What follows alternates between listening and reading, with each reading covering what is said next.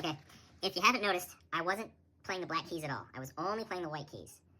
So this is just a fun way to noodle around. If you don't know how to play piano, you can just play the white keys in a certain way, and the different times that you use a different note as the root for your setup, and your setup doesn't have to change any time. And I can teach you that really quick. It's just whatever root note you choose. Say it's this one between the two black keys. It's called the D. You don't have to know that right away. If you just want to do this exercise and play around on piano, if you don't really know how to play piano, this is a fun way to kind of start understanding the logic of it. But I'm not claiming you'll be an expert right away, but it's just really fun to, once you find an octave. So the D is always colored in the Doric mode, which is a minor scale on the white keys. So as you play, and so if you start in D and end in D, you're in the Doric mode, which has a darker feel. If you start in E and end in E, you're in the Phrygian mode, which also kind of has a darker feel and has a minor chord associated with it. When you're playing in the F, that has a nice bright triad. That makes it, and that scale is a nice bright Lydian scale. And then the G is also a nice bright, so the C, F, and G white key triad thing all are congruent with one another because they're all from the different major modes of the diatonic scale, or the common stone, philosopher's stone, or whatever you want to call it. But if you basically imagine the noodle crutch and don't spin it, put it on the C ionic, and then if you were to move the letters and the noodle crutch together and keep that orientation, but then move to those different sets to the number under the number 1, then you're changing your tonic and the mode, but the mode isn't really changing. I didn't know what to call it earlier. But when you can think about like that, it's kind of simple. So you have C is in the ionic, which is a nice bright tone, and hopefully you kind of picked up on that when I was going to the different roots. And it's a easy trick that anyone can do if you just because it's the first tier of complexity in the piano. The black keys are to keep it within the mode. If you wanted to move, and I wanted to play instead of the Doric scale and in the Doric mode and playing that octave, if I wanted to play the D in the ionic scale, now I have to move some half steps around because the two small edges on the noodle crutch shape, on that philosopher's stone shape, that relationship will move a half step depending. So you have to start incorporating black keys, which is where it starts getting a lot more tricky. So at first, this exercise, all you have to do is stick to these big white keys and just know that if you play a C, it'll be a happy, which will go along with the kind of F happy and G happy. And okay, so C is if we're fully beginners here, C is the one off to the left of the 2. And with the piano, you get 2, 3, 2, 3 in the black key arrangement. 2 isolated, and then 3 isolated, and then 2 isolated. And then you could kind of use that. That makes all the keys kind of unique in their location to one another, because if they were all just laid out 12, if these were all just white keys and I had to worry about moving, because these are all half steps. And if I don't do that, I get the exercise I was just talking about doing. It's like the normal scale, the 7-tone scale, opposed to the 12 possibilities. And so anyway, I got off track there. But just finding an orientation on the piano, you have these 3 keys, when they repeat up here, it's the same thing, because the scale repeats, and it's just like a spiral staircase that you can look at from above. And so once you understand your pathway through one octave, you just can copy and paste that same pathway up the octaves and down the octaves, and then you can scale up and down the piano. And a lot of people can do this just through brute force memorization, but there are these fun little tricks that you can use and turn it into a pathway of discovery for yourself. So I'll just ignore the black keys for now and play all the different modes on all these big white keys. And maybe you can hear it again this time. I'll try to do what I was doing earlier at the beginning of this video, but maybe I can talk while I'm doing it. So there's I'm playing a D and a D, and then a D up here, and then just skip one, the 3 and the 5, So 1, 2, 3, 4, 5, 6, 7, D again. So just do the 1 and the 3 and the 5 together, and that's a triad. That's like, that's kind of one of the core concepts, because you can play this major triad shape. I do it differently. I do it the unschooled way.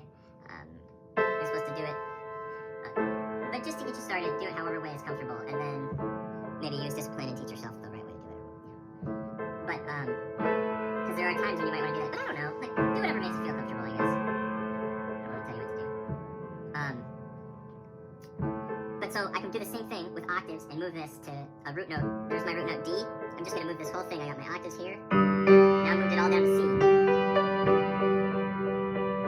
And so now I'm moving from minor, it's the Doric mode, the Doric minor triad, and then down to the Ionian mode of C, which is a major triad, with the root note of C. And then now I can play a B. This is going to sound weird because it's the Locrian mode. It's what I call the double minor, because not only are you diminishing the third, you're diminishing the fifth. But it's really, and then the Locrian scale is not often played either. I think churches avoided using it, so it's not in a lot of our cultural imprint. And then, okay, you go one more down, B, A. A is also, it's the Aeolian mode, and you get the...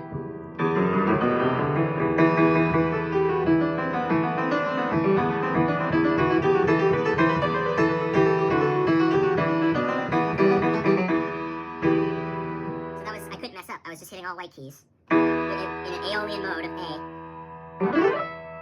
and then ending on A somewhere else. Easy and fun. So now that I know that I got some major modes, if I just played a C, oh, I just went down to A. If you go to G, same thing, it has its own mode, its own kind of sounding scale. The mixo, it's one of my favorites, actually.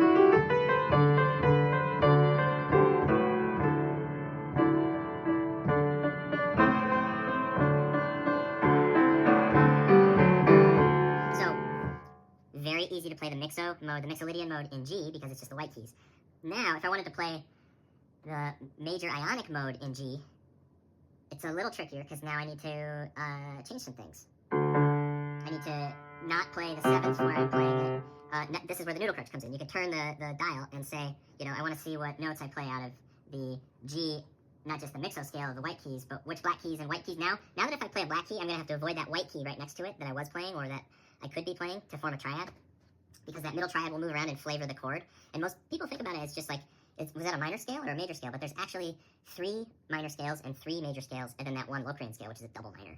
It's on its own, because there's 7. There's 7 points to this shape, to the noodle crutch shape, and there's 7 modes, and each mode is permanently named after one of its positions on this shape. So, and it's hard for people to remember. So what I have found, the closest thing in history I have found to this is, I feel like Leonardo da Vinci might have known about this, and it might have been like the alchemical philosopher's stone. That would be something that he was interested in, and it was kind of in vogue when he was around, and during the Renaissance and all that stuff. So they were trying to find the Philosopher's Stone, and there's these in the, it's the notion that it can be drawn. It's this thing that people think that it's what you use to turn lead into gold, and actually through chemistry, alchemy, chemistry kind of can be traced back to alchemists trying to turn lead into gold through that way, but that was a kind of a misunderstanding of the whole thing. It was a lot like thinking that Moby Dick is about hunting whales. It's like not actually an action story. It's more of a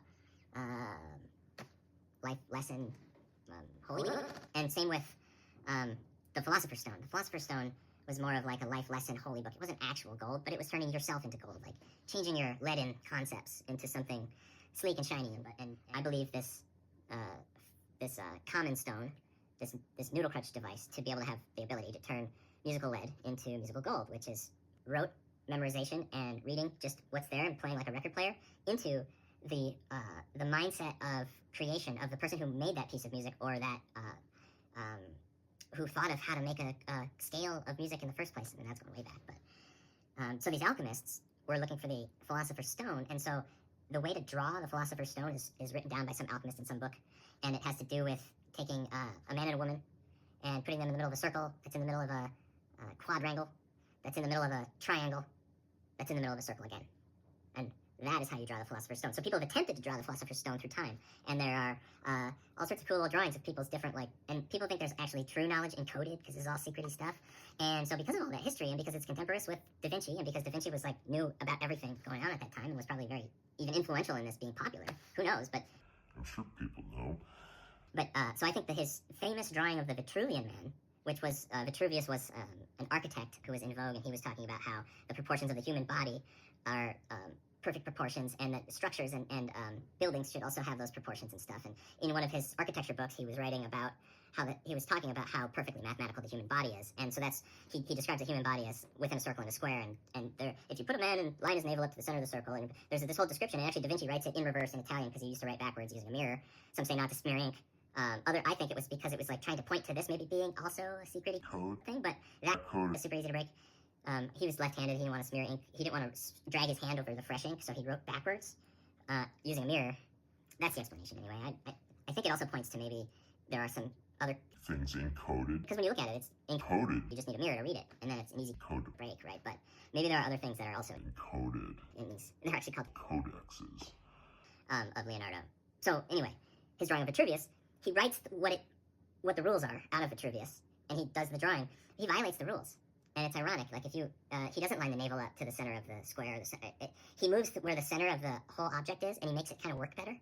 And maybe it could have been a miscalculation by Vitruvius. But I have this fun image of kind of squeezing that picture of the Vitruvian man, of the guy with his arms out and then up, and the ones with up are in a circle, and the ones out are in the square.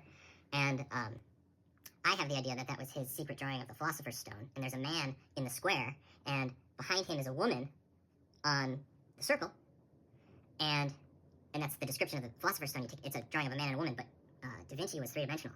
He was smart. So you have this encoded Philosopher's Stone because there were other artists of the time drawing the Vitruvian man, and all their drawings didn't look quite as nice as Leonardo's, but Leonardo's breaks the rules, and it is also, if you count there's actually the vertical feet kind of, I wouldn't say Completely blow this theory, but the spread feet, the arms coming out this way, the arms going up, and then the head is actually like this shape of the stone that I discovered with music. And the way to, so these corners actually are the different modes I was just playing on the white keys, and they all have names, like the Doric mode, which is where their heads, if you think of the Vitruvian man as the Philosopher's Stone drawing, it's two people, and it's where their heads point to the Doric scale. Her arm is pointing to the Ionic scale over here. His arm is pointing to the Locrian scale. Her leg is Aeolian on this side. Her other leg, see, I'm skipping the guy's legs going straight down. There's no mode for that, but her other leg is the Mixo mode. His arm is the Lydian mode. Her arm is the Phrygian mode. And then their heads is the Doric mode. And then that's the shape of music theory. Yeah, so that was, I hope I didn't ramble too much there, but I actually think that it is the Philosopher's Stone that they were talking about in history, in antiquity, because it turns lead to gold. And it very well could be information coveted by some secret society, even currently, right? If Leonardo knew it, if this theory of, if the Philosopher's Stone is indeed some sort of drawing, like what other kind of drawing would have so much power as that? Like, I don't know. Maybe like a diagram, scientific diagrams, how to make free energy or something like that, right? But this is a cool shape that doesn't appear in history anywhere, except for maybe that Vitruvian man guy. Oh, so that brings it actually back to what I was saying. So now you can actually remember the modes. Instead of using the words Dorian, Ionian, Phrygian, you can say, oh, their heads, oh, her right leg, her left leg, instead of calling, I mean, that might create even more communication problems, but I find it's pretty easy to, because we know the order of anatomy, and we know that the right foot isn't near the head, but most people know that the Doric mode isn't near the Mixolydian mode. So it gives it a little extra layer of intuition of like the location of these, because their relative locations to one another don't change. Just like your head doesn't move to where your arm is, and your arm doesn't move back to where your head is, and your leg, your relative shape of your body doesn't change. So that's why I like to use that Vitruvian man drawing to talk about the noodle crush. And I find that it's actually not how I think about it now, that these words, I can use the mode names, it's much more communicable to other people. But when I was learning the modes, I found it really helpful to have like these locations, these permanent locations for the modes.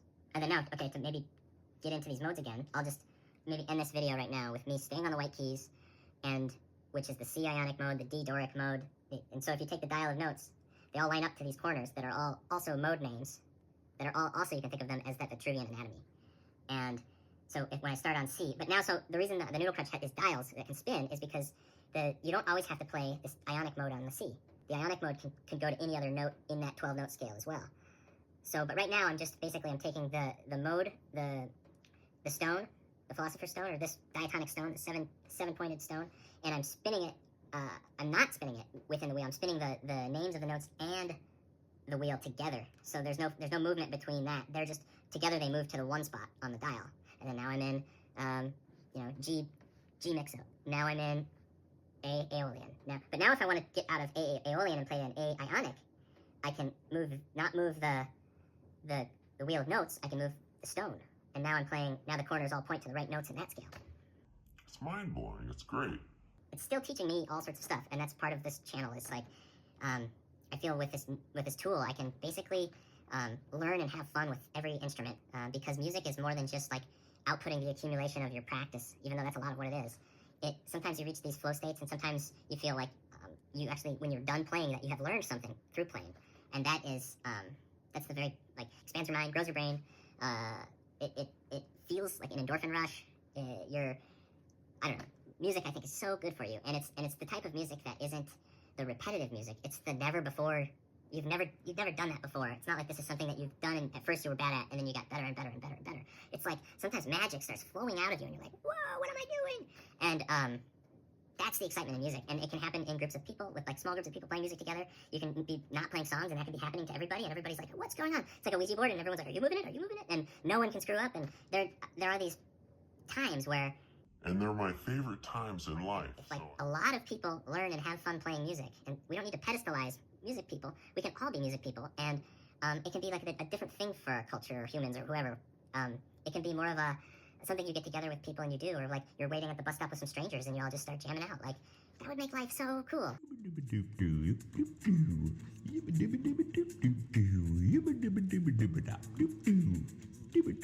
Infinite Songbook is a game for normal people, like me and you. People with normal hairdos. No, actually, it's a game for just people like me with awesome hairdos. But if you're like me with an awesome hairdo, you might enjoy the Infinite Songbook.